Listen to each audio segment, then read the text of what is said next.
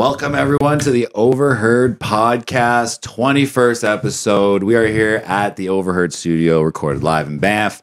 My name's Dan Rudel. We are here always with my co-host, Patty Rage. And Cheryl. What's going on, Cheryl? What's up, Cheryl? I'm pretty nervous, but I think I'll get the first minute here, so I'll be okay. I still get nervous myself. So welcome to the show. 21st episode, a little bit about Cheryl. You might recognize her from countless fundraisers around the Bow Valley, Movember being a big one over the last few years. Been in town for a long time. Always going out of her way to make this town a better place. Also a marathon runner. I've seen countless marathons on your social media now. And a proud doggy parent. Welcome to the show. How have you been? How's your week been so far? The week's been pretty good. It's summer today, so that's always nice. No doubt. Waiting. Time. I know, it's about time. So I've just been getting out trail runs. Cool. Doing some training. Nice. Nice. Usual. Right on. So staying active, getting out there in the sun today. Definitely the first kind of beautiful summer day in Banff. I was out You said you were outside today a little bit there too, chilling out, were you? I was. Yes, my partner's parents are here in town visiting for the first time. So we're doing first time. Well, first time for her father, not first time for her mother. Okay. So cool. We're doing the Bow Falls, the Fairmont. You're playing at the tour Grizzly guide House last night. Yeah, very much. So nice. Lots of fun showing people that you love this beautiful place that we love, you know? Mm-hmm. Yeah. Pretty awesome stuff. What about you, Matt? You're DJing earlier today? Yeah, I played a DJ set for a European club in VR today. So it was 1 my time. I think I opened the event. I think it started at 9 their time, something like that. But wild. Yeah, so I got to clean the house. Had the living room here in DJ mode for the afternoon. Jumped around like an asshole in my living room with VR headset on for an hour. And then here we are. We're doing the podcast. So. Was it in the VR episode? He's like, yeah, I just like dancing around with a microwave taped to my head or what? No, it's toaster. Oh, yeah. It was Zombie Punk said that. He's like, we're all just standing in our living room with a toaster strapped to our head. Like, none of us are cool. But yeah. It was fun. Yeah, it was a good time. It was pretty good. What else this week? I went to the Snoop Dogg show. Oh, shit. Earlier this week. That was pretty fun. Oh, that's cool. It was a pretty awesome experience. Snoop Dogg was great, killed it. Nice.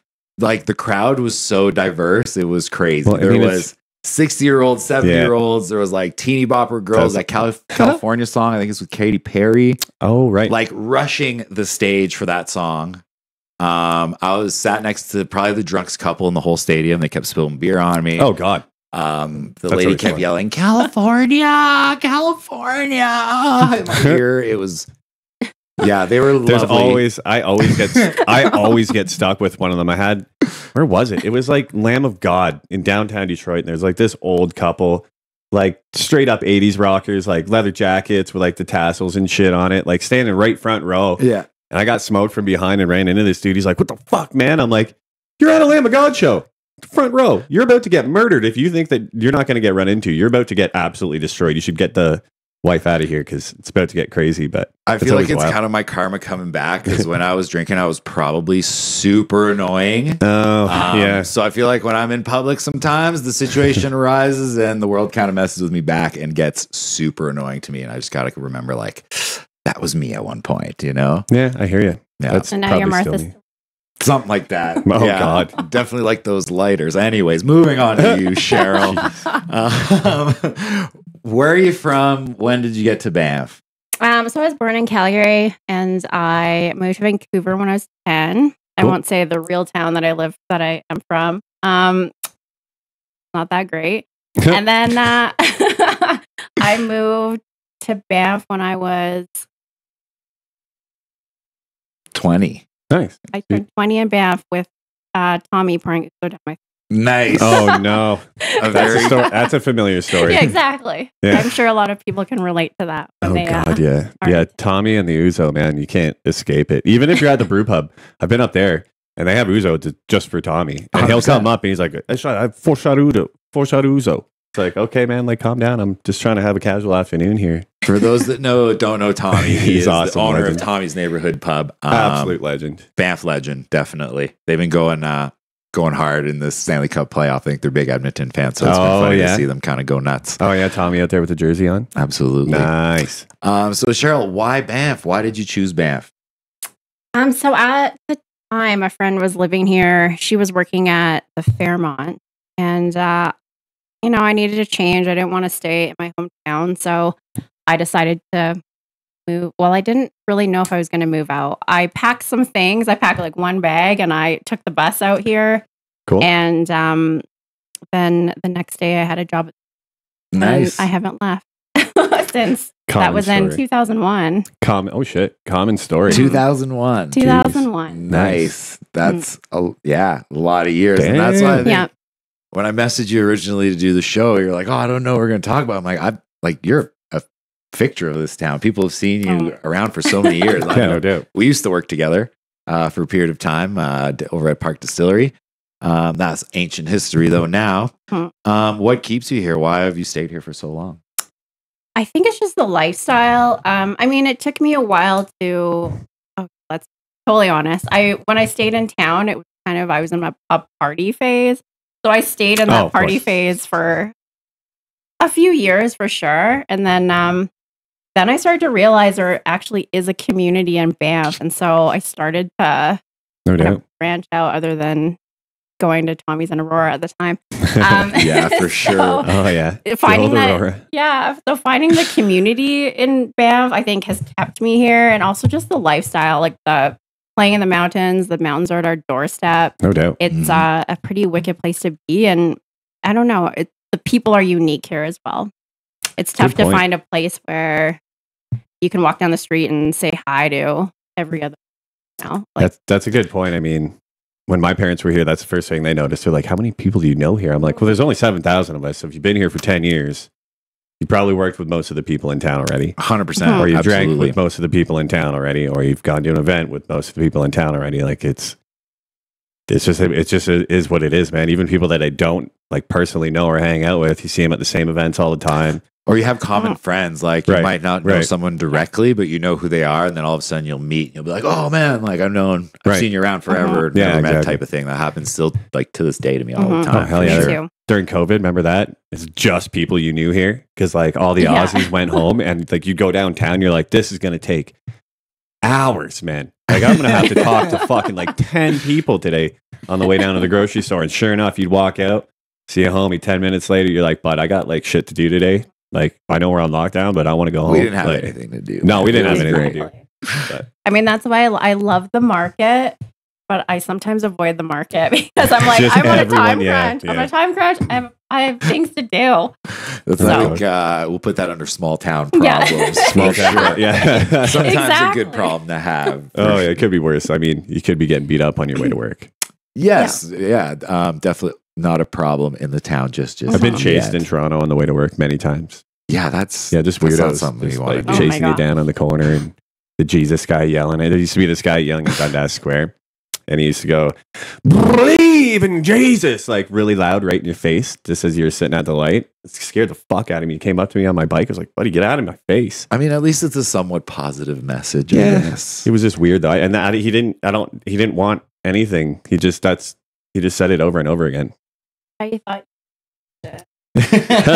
He's like, this guy's spreading the word of the Lord. Exactly. Not on my turf, homie. I'm doing the Lord's work. I'm doing the Lord's work here. I'm on shift right now. You take a break. Yeah. Speaking of doing the Lord's work, we got Cheryl over here to talk about fundraising. A lot of people know you from Movember. You did Movember for a number of years. How many years did you do it for? Like, I started volunteering with Movember. Gosh, I want to say in 2014. Mm-hmm. Cool. And then kind of progressed. So I started doing some fundraising on top of the volunteering. And then I took over the event in 2020. Okay. Nice. What inspired you to do fundraising in the town of Banff? What was that spark that was like, this is needed? I think, again, going back to how Banff is a unique place, I think a lot of people get behind you in terms of causes that you are. Mm-hmm. So for me, it was, I don't know. At the start, I was like, I'm going to be super annoying. I'm in everyone's face all the time. I'm begging for all this money. But I think people get it. So they get behind the cause, but they also get behind the person. I think. For sure. I think if people know your values and they're more inclined to support your cause. Well, it's like it's just like the Defending Awesome guys when we had them on with like their turkey drive for Christmas. You know what I mean? Awesome. Like that's nuts. Like the whole community kind of just like hooks it up, and you know, it's awesome to see, especially at that time of year. And there's so many good causes like that in town, like that people just sometimes don't think about. And they're just kind of like, oh, Banff's party scene, this and that. But like, there is some community here. There is some good community here, man. Like it's definitely. And that's what we're here to highlight as well. We already mentioned Movember. What are some of the other charitable things that you've done in this town? You've worked on multiple events. I think we mentioned one in our episode with Zach that you were doing at Sizzlers. Oh yeah, that one too. I mean, I worked with Banff Pride for quite a few years, so that was also volunteering, and then kind of moved into an events with Pride. Cool. And then I kind of stepped away from that, and I've just kind of volunteered. I've always kind of volunteered with friends. So my good friend Scott was doing 24 hours for Bipolar, which was a 24-hour tunnel event. Oh, cool. Yeah. So a group of people hiking tunnel for 24 hours. So I loved helping him with that event. And then, you know, I kind of go on to other things depending on what my workload is like. But I think it's always just important. It's always important to support my friends. You know, I have a friend who has a great fundraiser with Best Ball Classic. Shout out Silas. Right. Yeah, I've played that. Let's go. Yeah, a number of times. Big shout out to Silas. So he does great work and raises a lot of money. So he actually helped me when I took over Movember. When we finally were able to have an in-person event again, he was a big help to me in terms of mentoring me kind of that process. And cool. So I'm really grateful. And a lot of other. Nice. Absolutely. Then those Movember events have come like known in the town of Banff. They're pretty wild. One of the best parties of the year. Oh yeah, they're sure. They're pretty wild. Everybody comes in the next day pretty mediocre at best. I guess is the polite way to say it. But everybody's like, it's like, what'd you do last night? It's like, I was at the Movember party. It's like, I sent it a bit, did you? I think the town of Banff loves to party, and then when there's a cause involved, it's like, let's go. It's like an excuse. Yeah, it's like an excuse to just like cut loose and just like get absolutely obliterated. 100%. So what are some of the unique challenges that you find fundraising in a town like Banff, being that it's not mainly, but very high transients, people coming and going? Do you find it's hard to get people to invest in a cause here, or? I think that is a great point. I think you kind of have to figure out when you're running events in town, especially in Banff, you have to kind of figure out your target audience. So like, are you targeting this demographic, targeting an older demographic, which in this funny younger? Fair point. Yeah. Fair assessment. Yeah. It's a very valid point for sure. So you kind of have to, I guess, pick and choose. You can always market to both those demographics, but are they going to all come out to cause? Yeah, they might not respond the same to the same message, and with that, I think so. Interesting. Yeah, absolutely. That makes sense. I mean, well, that's the thing. When I was researching, kind of like I was thinking about how fundraising in a town like this must be. Like I've done fundraisers back home in Ottawa where people have their friends, their family. You know, you go around selling chocolate bars to your aunts and uncles and blah blah blah. But that kind of system doesn't really happen here as often because the family structure is a little bit smaller. Right. No one has extended family. Town here. itself being smaller as well. Like, do you feel that plays a role in kind of like your cap or like how much you're able to fundraise at the end of the day? I don't think it does. I think if you're targeting the right audience and you're putting in the work, it'll always. Nice. So a town like Banff and Canmore, the business owners are so willing to do things. You just really need to ask. And it's amazing what out of the woodwork. Right. I kind of taken this thing of like asking everyone because I'm like, you never know who will say yes. Right. And the results from that. True. That's my dad said, never hurts to ask, man. What's the worst they could say? No. Yeah. It's like, whatever. Like, well, I think that answers our next question, which was, what are the unique positives to fundraising here? And I think you kind of nailed that one, is that the people that are in a place of giving are very apt to do so, and even those that aren't sometimes are in a place to do so. Well, you don't get that in a bigger city so much. You know what I mean? Like, you're not going to walk up to your local like convenience store, deli, or you know what I mean, and be like, "Hey, can you hook me up with like 300 sandwiches?" They're going to be like, "I don't know who the fuck you are. Get out of here!" Like, so I think, it's just the vibe here. It's like it's just so mellow, and everybody kind of knows that we're all in the same boat. I think helps a lot too. Like, look at how many locals discounts are in town. Like, nowhere else has that I've ever lived or been to. Like, if I went and asked for locals discount in my hometown, they'd be like, "The hell is that?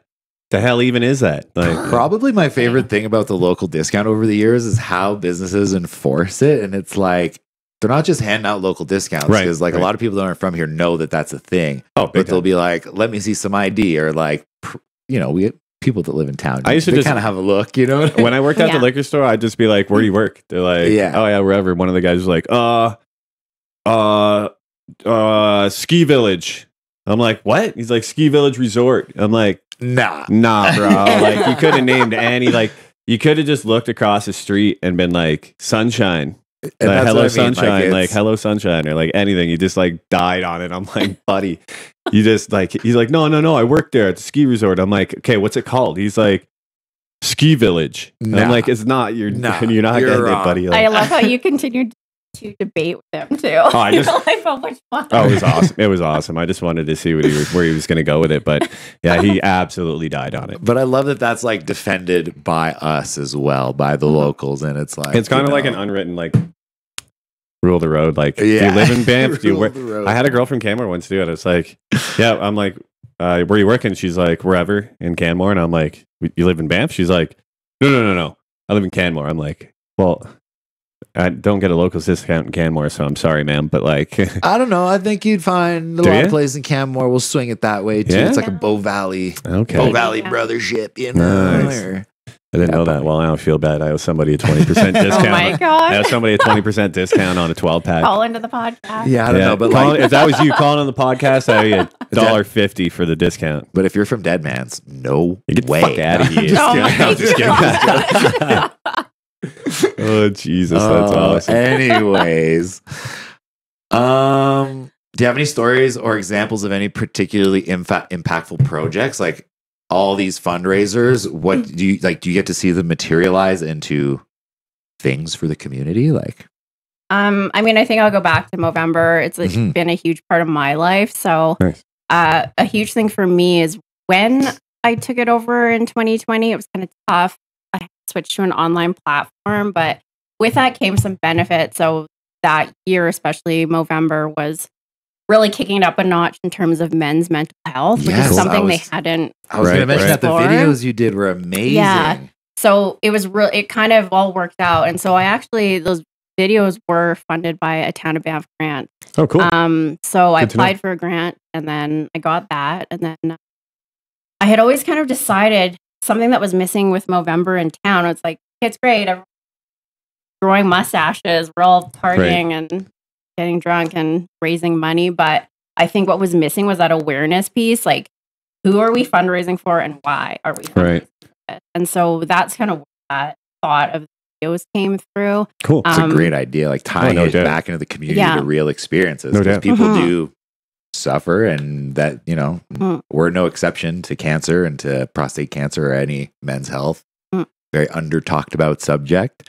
Even I think health in general in the town of Banff, there is a big wellness community, don't get me wrong, but there's kind of this, it's okay to kind of cut loose vibe here, So maybe health is not always taken seriously by everyone right away, like yourself. Well, and like there's my party phase, and you kind of grow out of it. But. Right. And there's such a young demographic too, right? Like the 18 to 25-year-old Australian kids aren't going for annual regular checkups, you know what I mean? They're out just hanging out and doing their thing. Like, they're gone in a year.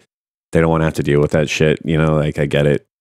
It is what it is. Like, when you were 20 and you were out partying, like, was the first thing on your mind like, oh, I better go for my checkup? Like, you know what I mean? It's like, no, I'm going to the bar tonight and getting absolutely interplanetary. Like, that's, you know what I mean? So it's a good way to put it. Just, it is what it is here. Like, and again, that age group is probably not sitting having deep and meaningfuls with their buddies talking about 100%. the hard stuff they're going. Right, exactly. Yeah, They're kind of masking it with going out. Yeah, exactly. Okay. Yeah, absolutely. To each their own. We're not here to To each judge their own, people's yeah. choices, you know. Events seems to be a big part of the fundraising realm. Is that something you went to school for? You just started picking up events. You got into it. Like, how did you start? I always really liked events, and when I worked for the town of Banff, I was running programs. But with that position came the opportunity to run community events as well. Okay, and so that's kind of how it started. Kind of fast forward, I finished an event management course, and then COVID happened. Oh, so, of course. So it kind of took the wind out of my sails, and it was tough.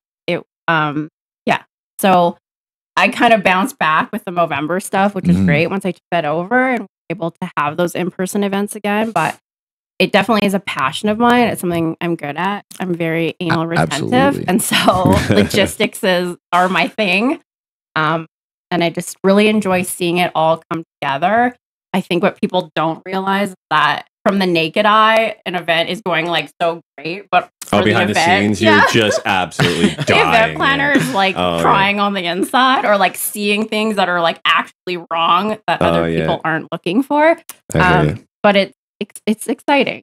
I think being the organizer, your eye is always going to be a little more critical than the event goers, for sure, as far as when it comes to the details. You're your own worst critic, then. Absolutely. But we do have to give you a lot of props in the events that you have put on in the past and all the efforts that you've done, raising funds and just doing positive things in the community, right? It's much needed in this town, and you're doing a great job at it. You said anal retentive, attention to detail. What are some of the other skills or personal qualities that you feel make you excel at these type of events and fundraisers? I think you have to just have the drive to do it. So you have to have the passion to do it, the drive, the motivation. I think being assertive is also a big thing. You know, a lot of people out of the woodwork and they all want to help. And I'm not the only one in this scenario. They all want to help with fundraising. But when it comes down to the bread and butter, they're kind of nowhere to be found until the event happens. So that can be a tough thing. It can be challenging. Even for myself, I'm like control freak. So I have to really kind of dial it back and accept help as well. Nice. So that's also a big challenge for people. Fair. I mean, those are some very good points, especially when your event or your name's on the line. I feel like there's some, definitely some responsibility that you feel to yourself to kind of have your hands in every pot. Well, yeah, it's like, it's same when I play a show in the band, it's just like, is everybody set up and good? Like, let me double check this shit. I'm not here telling you how to set up. I'm not here telling you how to set up your drums, but buddy, you better have those set up mint. That's what I'm saying right now. Like, for sure. Yeah. Also, they're in my way, so you need to move back about 3 inches. Yeah, it's just like, you know how it's brutal, dude. What advice would you give to someone who, say, has a cause that they want to start raising funds for, or raising awareness for? What would be your advice to them if someone wants to get a project off the ground? Good question. I think a big thing is firstly like asking other people like what's for them, what hasn't worked. I mean, that stylist played a big part in the success that I've had, to be totally honest. So I think that's a huge thing. I think it's also finding a cause that means something to you. Because if you don't have a connection to it, then it's probably going to come through either in the event itself or in the amount that you're fundraising, like the way that it's coming off to even business owners and things like that. So I think making sure that your values and goals align with whatever you like being sincere in your cause, right? Exactly. Like believing in it, not just, I think fundraising has become a very strange place with the online nature of it now with GoFundMe's and stuff. It seems like now anyone can start a GoFundMe for anything and everyone's asking for money. I need $20 for a new lamp, like GoFundMe. Like it's just, my dog needs to get fixed. I mean, you're a dog owner. Hey, if you adopt one from the SPCA, they come with all the shots and fixed. So there you SPCA go. Adopt, don't shop. That's where Larchie came from. Yeah. Larchie very quiet today. Usually makes an appearance. But, She just had dinner. She's pooped. Okay. She's just right tuckered out. She ate all that dinner and then she ran around for a minute. That's why I didn't eat. Yeah, there you go. Keep you all wired up. It's like, I'm wired. I need to go eat. Let's go. But along with that line, yes. something I also want to say is that I think a big thing, because Banff and Canmore are like such cool communities and very like tight knit. And I think if you're fundraising for something that like Movember, which is kind of global, Right. to have some of that money. Yeah. So that's something that I thought was important. And I'm going to shout out Mountain Muskox. So they're like a really great organization. They organize group circles for people who've experienced trauma. Okay. So like trauma and loss in the mountains. So Yeah. it was really important for me to Cool. give some of that money to them, but also with the work Movember does, it aligned with what Nice. and having Cool. that as a buy-in's a weird word to say, but I think it helps people want to give. Makes For it a little sure. more personal for them, Yeah. right? Like they're giving to their community, not just Well, absolutely. a global cause, right? Like I could see that working out pretty well. I think you nailed it Yeah. on the head there. It's that people know that their funds are going to be dispersed closer to them, and No people doubt. are more apt to give that way. Well, exactly. Like I'm more apt to do that than like give money to Taco Bell or something. Actually, that's not true. I really like Taco Bell. Enough I electric get- lettuce, yeah. man. I'll be donating to Taco Bell I'm myself. giving all my money to Barbarino. Yeah. We're just going to donate tacos to everyone in town. Yeah, Barbarito, new business in town. I want to get those guys on the horn eventually. Okay. Haven't stopped by yet, but that will be to come.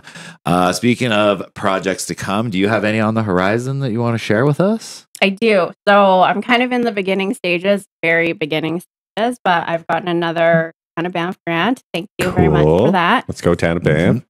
So I'm hoping this Movember, I kind of stepped away from holding the big party. So now this grant money, I want to put on a mile race. So, Cool. 1.7K for people can, Nice. Cool. easy distance. I wanted to engage families. So hopefully local families will come out and do that with their kids. That's sweet. Nice. So yeah, keep an eye out for that. Absolutely. awesome. And let us know. We'll gladly blast that as much as we can. I Awesome. might even attend if I can. Oh, there you go. There you go. Can you run a mile, Dan?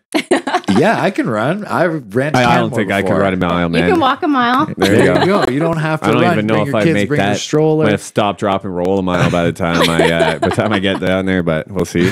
So keep your eyes and ears out for that event No doubt. That coming sounds down awesome. the way soon. That kind of ties us into the next set of questions we wanted to talk about, which is your long distance running. I had marathons in my notes, but then I've seen like 50Ks and longer distances. How many what kind of Damn. distances are you running out there? Right now I'm training for my first 50K. Jesus. So That's a monster. yeah, we'll Good see how it Lord.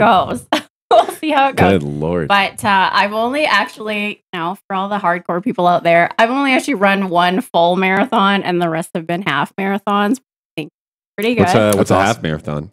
21K. Yeah, 21. Jesus. That's still Yeah. good. Like that's a good Yeah. chunk. It's And almost completing a 42K is a huge Mhm. accomplishment What's as well. how far is Canmore from here? Like 35K, something I like did that? 22 before I was like totally cooked, but that included a bit of a Damn. warm up, bit of a cool down. Yeah, I wouldn't. No, I was wrecked. I wouldn't last. So Yeah. Canmore, I didn't really take into effect that it's slightly downhill the whole way from Banff to Canmore. Oh, Mhm. And yeah, I it had is. I'd been training distances doing like 10s and 12s and 15s. Oh, and you were and coming then- back this way. No, I ran there and took Oh, the bus okay. back. Oh, okay. But my knees, my hips were wrecked running downhill most of the way. Like Oh, I yeah. started cramping up at the info center and it was like That was me on the way was down the end. Rundle. I was like, I don't know if I'm going to be able to get down this. Like Yeah. my knees were just blasted by the time I got out of the shale. It's Like crazy. by the time I got back to the tree line, I'm like, holy, I got to sit down, man. Like Yeah. the knees were just pounded. It was brutal, but So what was your first experience like? How'd you get into running these distances? Something you just decided one day you woke up, I'm going to run. I think back in the day, I was more of a casual runner. I kind of run every now and again, but I wasn't Nice. super into it. And then in 2018, I was like, I'd kind of gone through a weird time. And so running was there. And I kind of took that opportunity to talk to a couple of my girlfriends who kind of coached me through that year of me consistently running. And I just signed up for the 10K with a Banff Marathon. And then that started. That's kind of the end of it. I got the ball rolling. Yeah. Nice. The rest is history, I guess. Crazy. Right on. Well, typical Banff story. You just like, how'd you get into this? My buddy was like, let's do some running. And then you're like, okay. And then next thing you know, you're doing 200 days on the hill or something. You know what I mean? Like, well, I think it ties a lot into, like you mentioned, mental health as well. I know for me, when I quit drinking both times, tunnel was like my big thing. I was going up and down every day because I couldn't get to sleep. I just needed to kind of take time away, calm the mind a little bit, and physical exercise, running, anything that's, I think, like cardio based is very kind of meditative in that sense. Yeah, good point. Good point. For sure. You think a little simpler when you're out there exerting yourself. You kind of, the unimportant stuff kind of goes away. Right. I'll do that too. I'll get on the bike, just go right out to Vermilion, clear your head, like put your headphones on. You're not really thinking about much. So it works, man. It works. How do you prepare for these races, whether it's half marathon, marathon, or 50K? Is there like a regiment that you follow? Is there a special diet that you follow? I'm usually just making sure I'm running. I run 4 days a week, kind of different distances depending on how many weeks out I am. So I kind of stick to that. I've had to really work on making sure I keep doing strength training in there. Something that I don't love. And then also just cross training. So whether it's hiking, other activities. Nice. But I stay pretty active with my 2 dogs. And I see you out there all the time walking those cute dogs. Oh my gosh. Yeah. So that's kind of my lead up. In terms of diet, it's something that's been really tough. When I run, I run with friends and they pull out sandwiches and I can't eat a sandwich on a run. I feel you there. Like that's not my style. Even hiking, I have a hard time getting a sandwich down. I can eat a sandwich anytime, bro. I always got time for sandwiches. Let's you during that Mo Mile eat a sandwich. I'll eat a whole sub. I'll eat a whole sub while you're running. Mo Mile, foot long. Let's go. Foot long in a Mo Mile. I'm on it, buddy. Just wait. I'll hammer that thing down in a mile. We might hold you to that, Matt. We might hold you to that. Dorn's gonna do it with me because he can eat like half a sub in like 3 bites. I've seen him do it. He eats a sub every day, man. He's training for it already.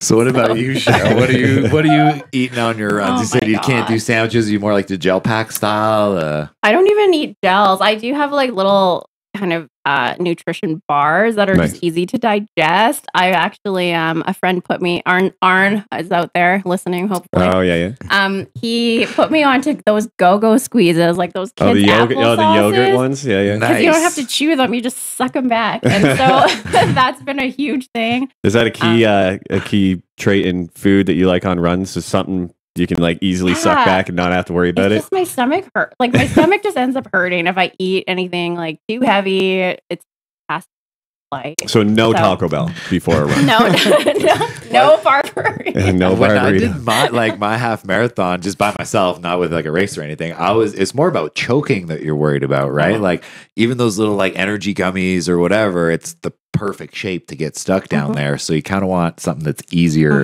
Just trying to swallow. Just choking to death while you're already gasping for air. Well, that's it. Yeah, you're trying to kind of run while you're eating, like keep up your pace and stuff, right? That's wild. Well, a friend put me on it's called Morton, and it comes in gels, but it's also a powder. They've done lots of scientific research on it. So it's a hydrogel. Basically, you mix it with water and you drink it back. It has calories in it, like every run. But the science behind it is that it creates gel, and it kind of those calories. So you make Jello in your gut. That's pretty cool. But my stomach doesn't hurt. My guts don't hurt when I. You can make Jello in your gut and it doesn't hurt. But I mean, that sounds like a pretty cool idea for even like hiking. Like I'll do a lot of long distance hiking, and like sometimes I'm just not hungry out there. Like you don't have that. Like you need the calories, but you still need the calories. Absolutely. Yeah. I get that way. Interesting. What's it called? It's called Morton.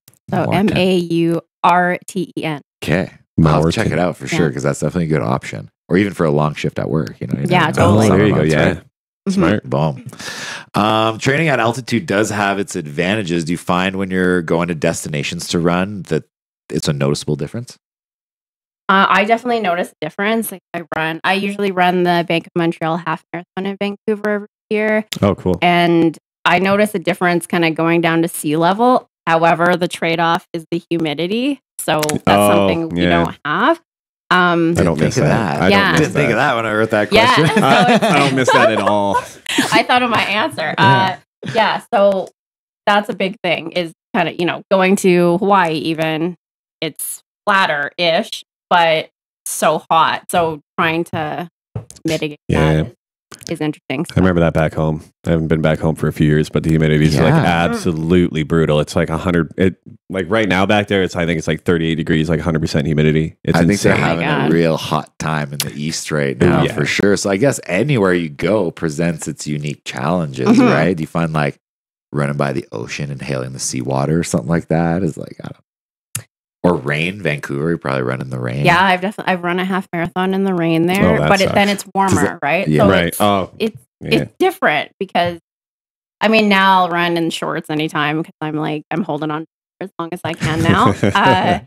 But I think in BC, it's warmer in a way. It's just very odd. So it just depends where you're going. But I usually do a lot of heat training. So whether that's like piling on the layers and going for a run out here. Just to kind of try to simulate just even a little bit of that. Yeah, like lots, like sweating a lot. So that's a big thing that's advice I'd give going somewhere that's humid and hot for a run. Try to acclimatize yourself beforehand. Yeah, and getting there a bit early too is always nice. Like being there a couple days early, then you can quit. Right. Vancouver's a bit different for me because I go back there quite often, but going to a place I've maybe been, I kind of want to be there. Get your bearings, just like chill out, get acclimatized. I get it. Like I remember when I moved to Banff, I was so tired, like by 2:00 in the afternoon. So you're just not used to not having that extra little bit of oxygen. You're just like, fuck, I'm tired, man. It's 2:00. I'm gonna go for a nap, I think. But even today, like the footlongs don't help. But I mean, well, even on a day like today, like I think it's only clocking in at 18 degrees, but in the sun, being that we're so high in altitude, it's warm. Like it felt like 20 degrees at 11 o'clock this morning. Oh hell yeah! There's people wearing puffies out there today. I'm like, what? Oh yeah, I know. I went downtown earlier. I was like, what is going on down here? For like this. real? Is I mean, wild. it was cold this morning. Like so. No, it wasn't. No, it wasn't. No, because I went and got coffee this morning at like 8:30, and it was just fine. Yeah, fair. Yeah. Anyways, Cheryl, if you could pick one race to run out of all of them that you know of, one destination, where would it be? Because there's some crazy ones. Like I heard of one in the desert. They run through the desert. It's probably one of the more intense ones, the Berkeley Marathon. Berkeley one? Which is like, 3 marathons back to back to back? There's some really crazy ones. I don't know. I've seen this race that they have in Iceland. It looks really cool. You kind of run around the volcano. Nice. That's sweet. Great choice. I don't know. It's funny because I'm a fair weather runner. Like I will still run in the snow and run in the winter. I don't love it. But for some reason, there's like this Arctic marathon and it looks really cool, but very cool. Wow. But it looks interesting. I'm all over the place, but I think those are really neat to do. Great choices. Cool. Nice. I think I feel you on the fair weather running. You're not going to catch me running out there in the rain or in the winter. No, man. Way. I don't even want to walk to anywhere in the winter. I don't even want to walk to Subway in the winter. Yeah. Catch me running. If you ever see me running full tilt, full winter gear with a sub, you know what's up. You know what's up, buddy. Trying to get home quick. Is there any specific like strategies or techniques that you use while running long distances to get there? Basically, like it's not just giving it the whole time, right? You have to pace yourself. Sure, you take your tempo up and down depending on how you're feeling. Is there kind of a strategy behind running these longer distances? I mean, for myself, I definitely want to talk about all the hardcore trail runners we have in the Bow Valley. I'm not sure what their science is. For me, I'm working on something like trying to stay in zone 2, which is trying to keep my heart rate low. And then that eventually will help me get faster. Nice. But it's really tough because zone 2 for me is walking. So it's a tough through. But yeah, I think fuel is a huge thing. So that's another thing I've been really working on is kind of fueling through the distance. A friend, we were in Moab in March for a 3-day race, and she was like, drink every 2 kilometers. And that actually really helped me on the really long day. Cool. And I was amazed. So those are just things I'm still working on. You know, I don't roll out of bed and I don't roll out of bed and run a marathon. Unfortunately, I'm not that fit. I have to work up to it.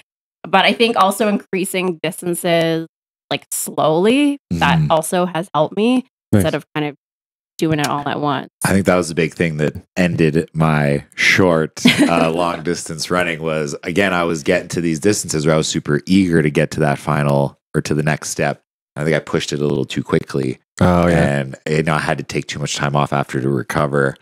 It was taking time away from the golf course, let's be honest. Oh God, here we go. Taking time off. It was something that I was very proud to do, even though I just kind of did it.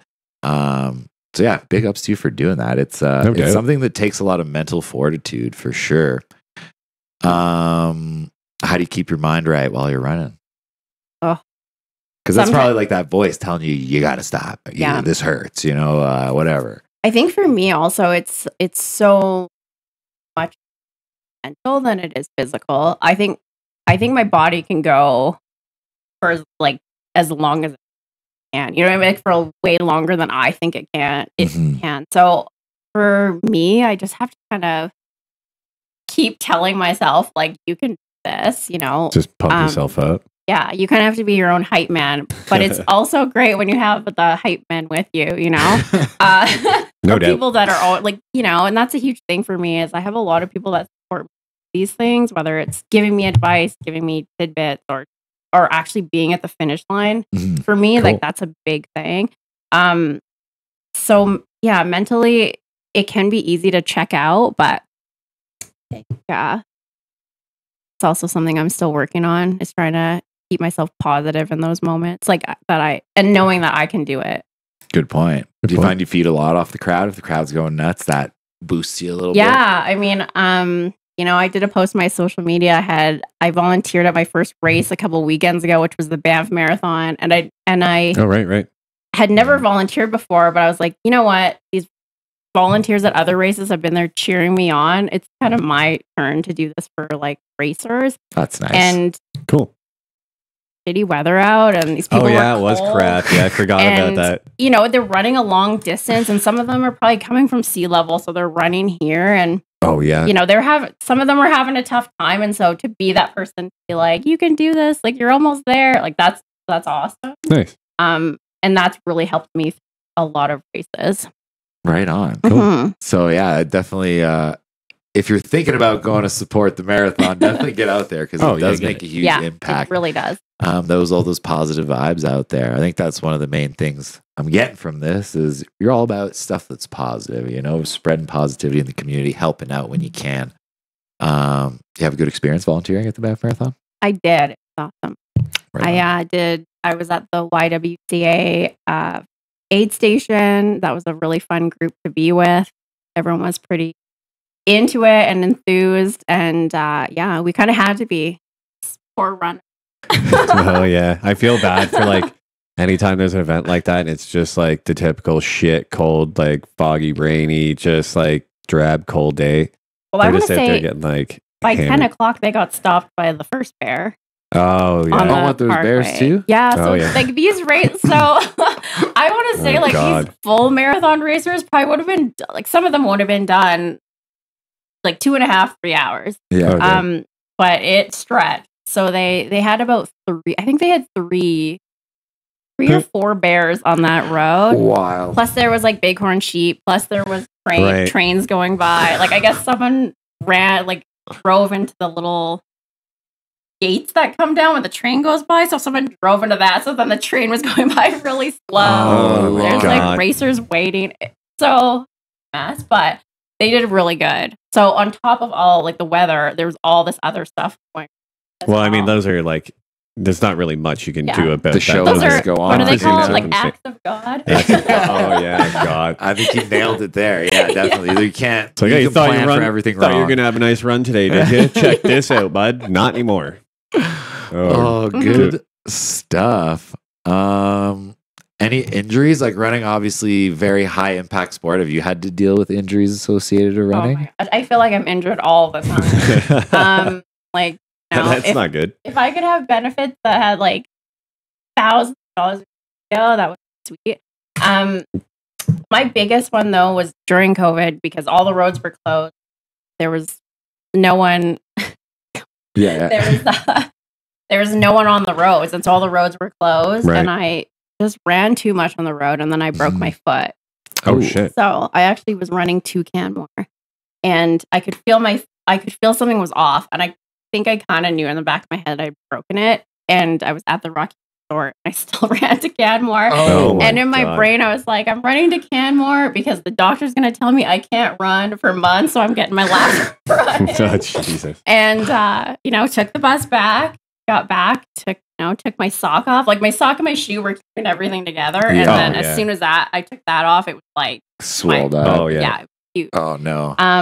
So that was a tough time. Like I had to get off social media because I watched everyone during COVID become a trail runner. Yep. And so I got off social media. That was the trend, eh? That was it. Yeah. So for like 6 months, I was off that because I couldn't look at it anymore. But I would say I've had some calf issues in the last couple of weeks. I'll work out, and now I'm hopefully back to my 100%. For sure. Like it's something I think comes with upkeep too. Like I'm sure you're stretching all the time. Stretch people. Stretch, roll. Oh yeah, all the time. Oh, This might be just me getting old, but since golf season this year, like I gotta stretch. I'm stretching every morning now because when I don't, I'll go play the next day. I'm feeling from it golf. Yeah. Yeah, I'm feeling it. I do it at shows. It's not just a young man's sport. I know. Oh yeah, I do it at shows. If I don't, man, like if I play a show with the band and I don't sure you stretch, feel it the next morning too. Oh my god, my neck and my back from just like headbanging and jumping around like an asshole, just like it hurts so bad. I was like, I think I need a week off. You got to like, mix in some yoga, brother. Nah, I'm good. I'm flexible enough on my own. A little stretching, brother, might get you to get a little stretching in your brother. Okay. Any life lessons or epiphanies that you've learned while running these long distances? Like anything that's like directly associated to running that you're like, yeah, this is a lesson that I learned running. I think I've covered all the lessons I've learned. Yeah. The injuries I've had. Don't run on a broken foot. Yeah, exactly. Don't run with a foot long.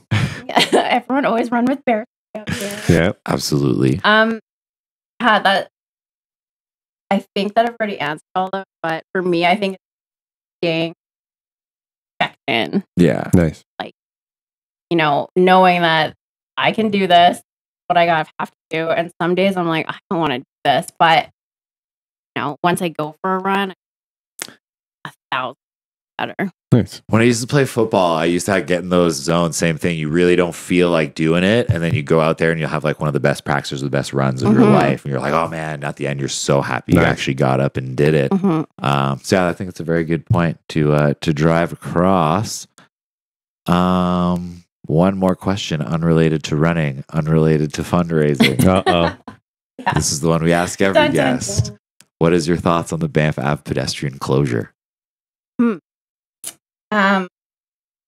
Well, I mean, as a car-free hippie living their best life over here, I love the ped zone. But having said that, I do love the ped zone. I love being able to kind of take over the street, walk down the street, not be like a creature in the back alley we all are in the summertime. Yeah. It's nice to be like, I want to walk among the flowers and cascade like right there instead of hiding in the back alleys as all the people that Oh yeah. But I think with everything there comes negatives to it. My biggest thing with it is like I do not like seeing restaurant trash flying down the street because of gust of wind. We won't name anybody. Those little papers from a certain one go pretty far, don't they? Go pretty far, don't they? Down the road, the business that doesn't have garbage in it at all. It's Lord. Yeah, it's crazy. I was walking. I can't be a hypocrite. I was walking down the ped zone today. It was pretty nice. Not gonna lie. Yeah. So I don't mind it, man. There are some things that I do love the ped zone. Obviously, I'm not feeling the car woes that everyone's feeling, the traffic woes that everyone has. But also, the town's evolving, and if this is where it's evolving to, we kind of, that's where it's going. I mean, I live on a fairly quiet street, and I had to see them rip down all those trees like it was like Lord of the Rings, like the ants are all getting torn down for the parking lot. And so it took me quite a while to get over that. But now I see the benefit. So it did take me a while to get there. And I think, head zone, I don't think everyone's ever going to be fully happy. Fair. Either way. A fair point.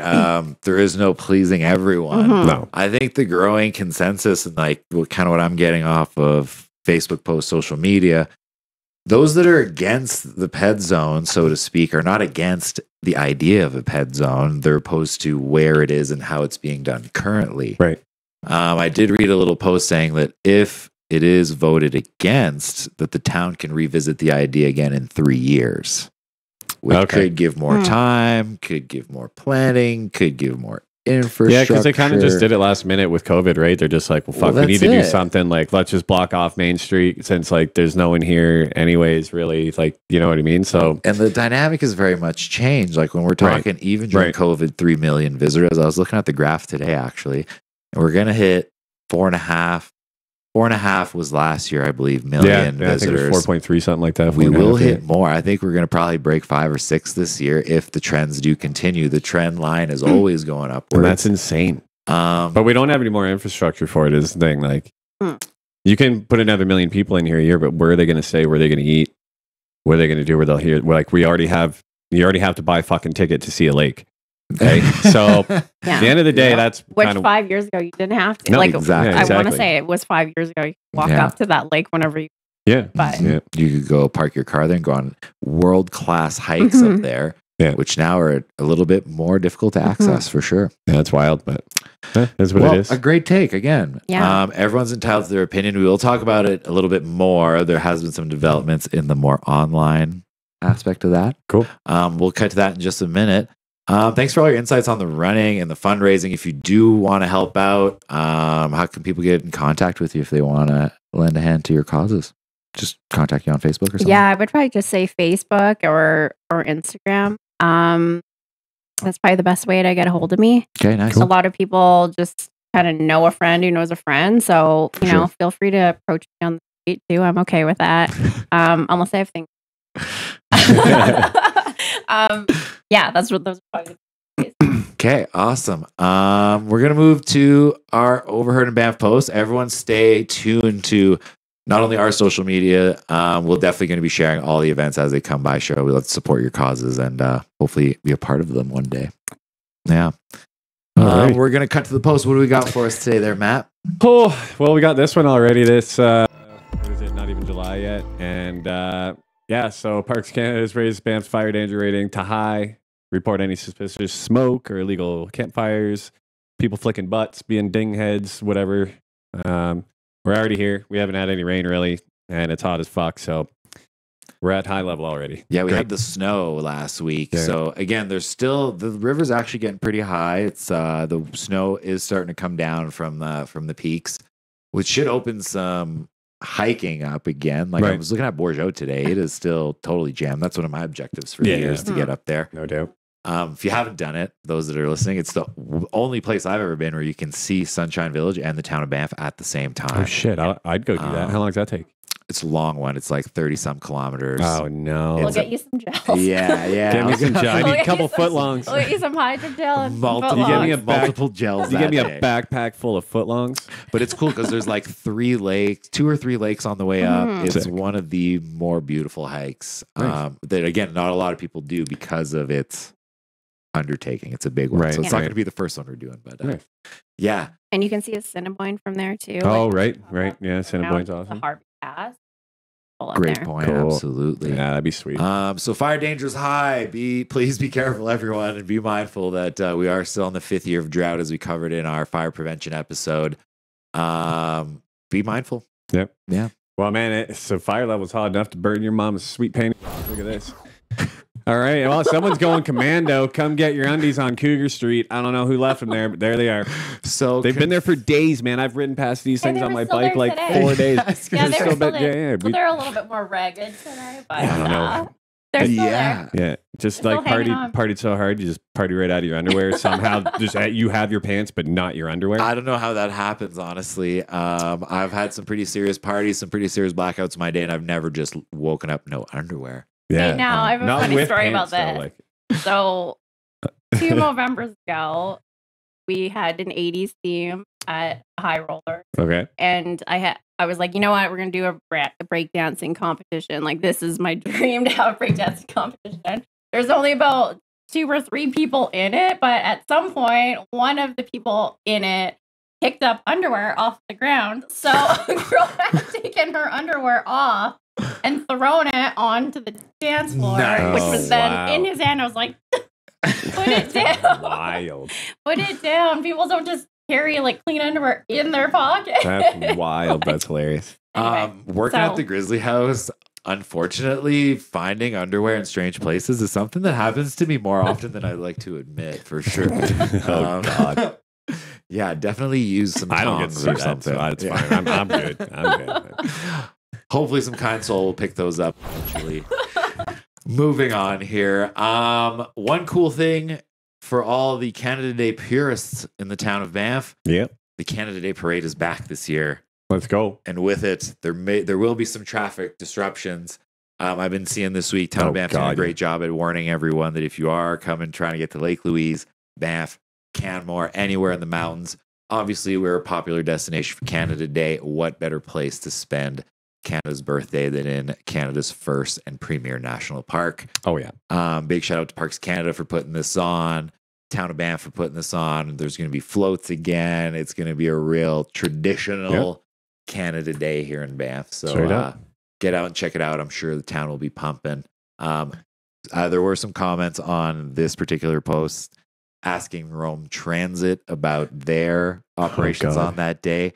So if you do rely on public transit to get to work or to operate your business or whatever you're doing on Canada Day, make sure you check with them as well because they will have change schedules. There will be all types of stuff going on, delays. So make sure you get to where you're going on time. No doubt. Yeah. No doubt. And on that note, here we go. So this post here, I found this Facebook page a couple days ago. It's a Better Banff Ave. It's a pro pet zone page. Cut to the other one here. I kind of can't read it, but I will. This is kind of like, it says it's a group for. I can see it here. It says the second paragraph. The second paragraph says this group includes businesses such as Banff Hospitality Collective, Banff Lodging Co., Bike Banff, and a growing number of locals who believe a better Banff Avenue prioritizes people over cars. I'm not opposed to people lobbying for their cause. Right. I think people should be out there using their voices. That's why we have this show. That's why we invite people that are pro and against. Me personally, I think it could have been better planned. It was done in a rush. There could be other avenues to be explored. This clearly to me seems to be like a Facebook page that's maybe put on or paid for by these companies, because why else would they be mentioned directly in them? Yeah, there's got to be something going on with them. I don't know. Yeah, there's only like, I want to say 130 likes or follows or whatever. So to me, it screams maybe less local. I don't know. Anyways, if you are running this page, reach out. We'd love to even get you in here if you want to come and talk about it. No doubt. But to me, this screams heavy influence from the companies mentioned, which seem to be some of the few that profit from having Banff Avenue closed. I'll call back to one of our earlier episodes where we had Bunny in, and one of the more harder questions that I wanted to ask him was, as a business owner, you stand to gain by having all this extra space on the pet zone. Why would you oppose it? And he says, what's good for business is not necessarily good for the town. Smart. Again, he had some good points. Yeah. That, again, whether he's pro or for or against, I think that is what we should take away from it, is that whatever we're doing, it should be in the best interest of the town, whether it's for the tourists or for the locals. I don't think that the locals have to be inconvenienced for tourist gain or for businesses to encroach on Parks Canada land in order to make more money. Again, the Land Use Act being the main issue for myself. You've said it before. Yeah, say it again. I'll say it again. The Land Use Act, again, companies mentioned here are the ones profiting off the added land, which is Parks Canada. It's for people to be enjoyed. It's not for selling burgers or littering or renting bicycles. You know what I mean? I get you. That's just my opinion. If you are running this page, please reach out. We can have you on to tell your side of the story of why you're doing this. Don't be shy. You can contact me personally on my Instagram or my Facebook, Daniel Rudel.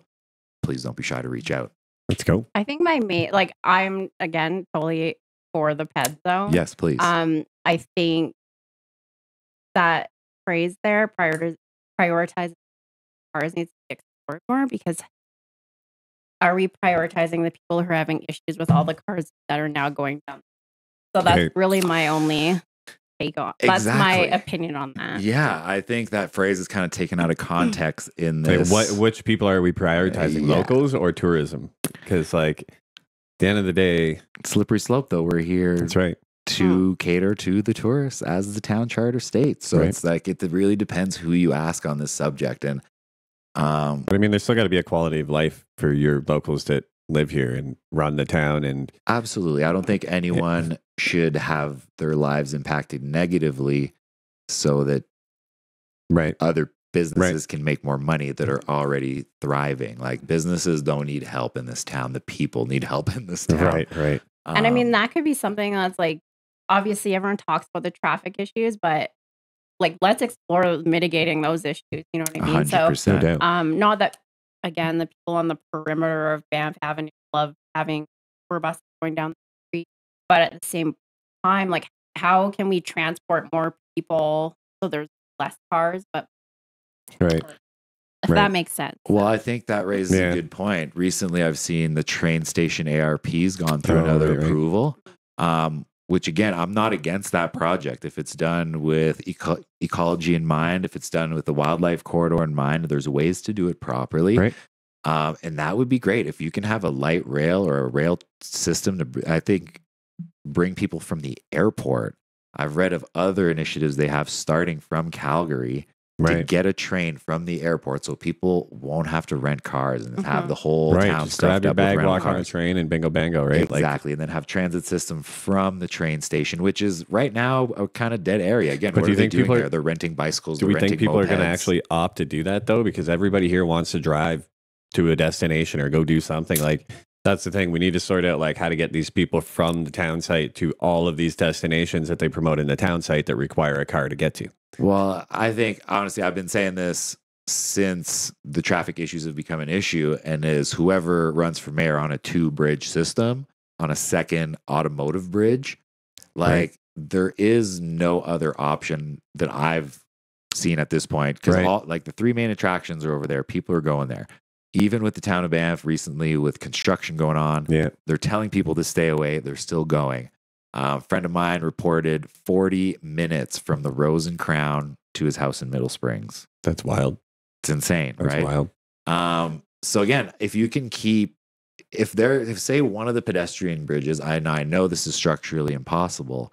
If one of the pedestrian bridges was an automotive bridge, then you can keep one bridge going one way, one bridge coming the other way, keep traffic moving in a circle, and at least ease congestion that way. Right.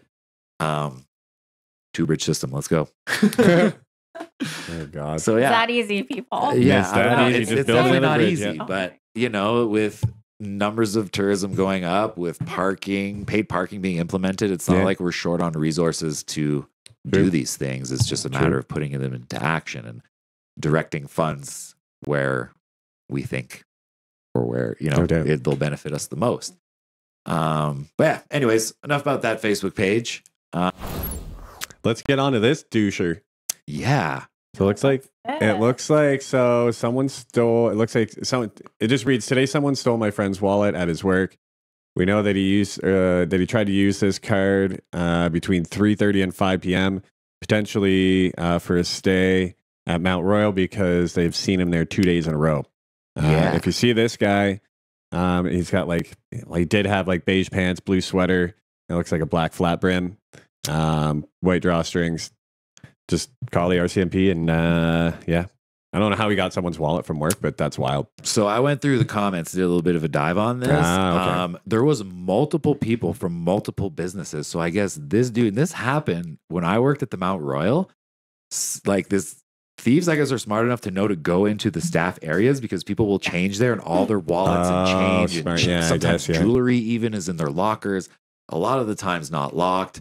So I guess there was video footage of this guy in someone's back room snagging a wallet from what seemed like a jacket or something.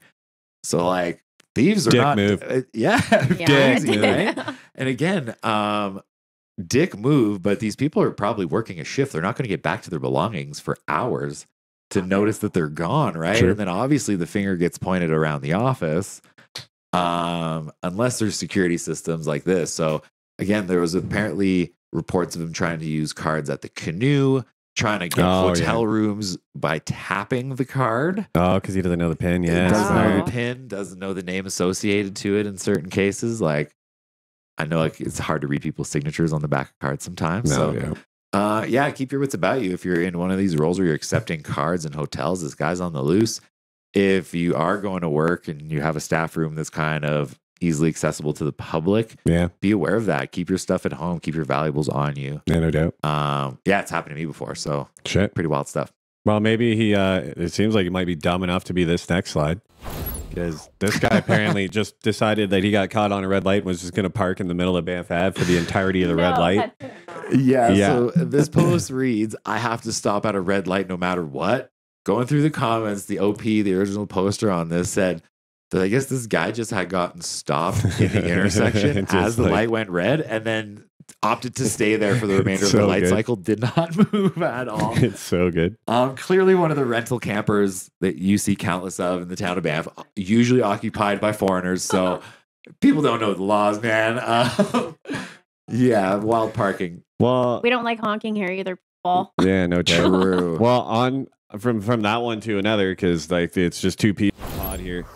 Look at this one. Yeah, right halfway up on the sidewalk. Seems pretty like legit spot to park. Also blocking the entrance to the parking lot. Yeah. This is just down the street from last week. We had that RV that was parked there for weeks and weeks, for days behind and days. like the Timerton, I believe. Yeah, absolutely. But they're just blocking the whole driveway. Wow. Halfway on the sidewalk. Fuck it. Who cares? You got to go get groceries at IGA, right? So wild stuff. Keep the parking post coming. We are getting into prime parking post season, people. Oh God, yeah. Thank you so much for doing that. Was anybody else at McDonald's last night? Did you see this guy?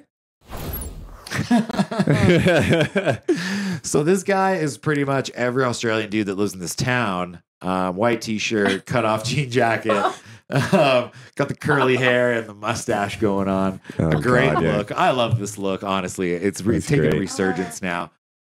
It's awesome. I'm a Movember fan. I like that look. That's a good look. That's a duster, man. He is dusting with that thing. That is a super greasy look for sure. Big shout out to whoever posted this. This look is making a resurgence. If you're out there rocking it, big shout out to you. You got more confidence than I do. No doubt. No doubt. Well, not as much confidence as this girl. We had to do it. You know we had to do it. You know we had to do it. So this one says, I ain't even playing for real. My whole feed right now, and it's the classic meme of Homer at the bar, just surrounded by Hawk Tua girl. So I do not know the backstory to this. I just saw this too. Okay, so there's this video going around of this guy goes, what's a move that absolutely drives men wild in bed? She goes, you just got to hit him with that Hawk Tua. And then she says, spit on that thing. Yeah, spit on that thing. Yeah. It's just like, it's insane. It's just turned into this like massive thing now. And so I've been thinking about this, all right, the whole Hawk Tua thing. Like, I'm down with half of it. I'm not down with the other half of it. I got a bit it's just funny. Hawk Tua, right? You think of it, okay? Hawk Tua. I'm down with the Tua. I'm not down with the hog, man. Don't be hawking, man. Don't be hawking loogies. Yeah, that's wild. I don't know. That's a little much for me. She's playing a whole different game. Taking over the internet right now. She's playing absolutely a whole nuts. Different game. You're fine. The soundbite, the meme, it's going crazy. Oh, it's fucking wild. Yeah, Tua all day. Hawk, maybe not. pass on that. I can't. Hold I don't the want to dive hawk. too much. Oh, the hawk to a hold the hawk, please. Hold the hawk, I'd say. That would be my advice. But we're not here to talk about that. We'll move on to the next one. Yeah, the next one's actually pretty sweet. So we had Defending Awesome on a few weeks back, Big shout and it out. looks like they're doing the candidate AT sale. Let's go. So $15 for candidate AT. This deal is only available at our shop before July 1st. We will not be in the market and will be closed Canada Day this year. So get your shirts beforehand.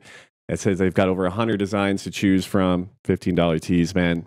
Represent the old Defending Awesome guys. They do some great work in the community. And represent Canada too. They Hell got yeah. the straight out of Canada tee. They got tons of great graphic tees available for cheap. Make sure you go down there early. I know a lot of people are probably used to seeing them at the market or Right. strolling down on Right. Canada Day Right. because we're great at planning here in the town of Banff as locals. That's what we're known for.